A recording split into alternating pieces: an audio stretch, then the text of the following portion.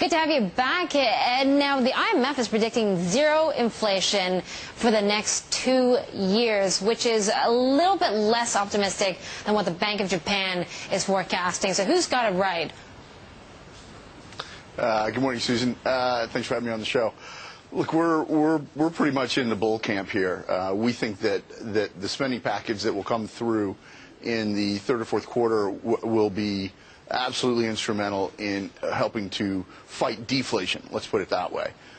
We see every opportunity for a strong V-shaped recovery in demand, not just amongst Japanese consumers, but frankly, for Japanese manufacturers, it's very important that U.S. consumer sentiment stays strong and that China takes its foot off the brakes. China stopping raising interest rates is very important to the growth of Japan.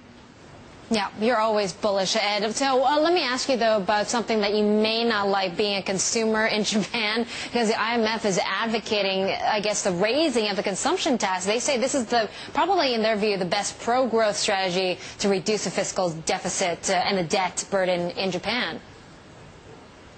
Sure. Look, on an individual level, it's easy to say I hate the idea of my taxes getting raised, but I've lived in Japan for decades. I'm a part of the society as much as anybody else. And like most Japanese individuals I speak to, I think everybody's in favor of doing what they have to do to help make this situation right.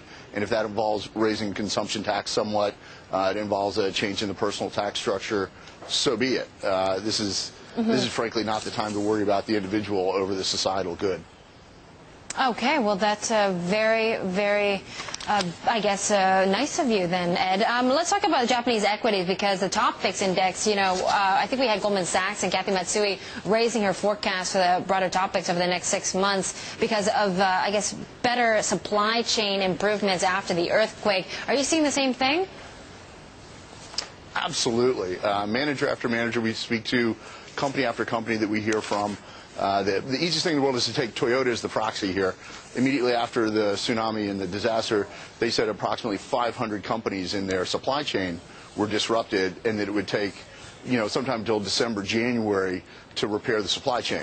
Well, lo and behold, they now say there are only 15 companies out of those 500 that are not back in operations.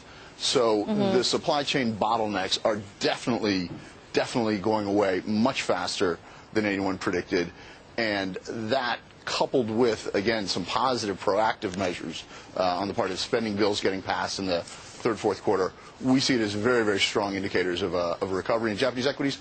And look, since June, Japan's been one of the best performing, or in fact the best performing equities market in the G20.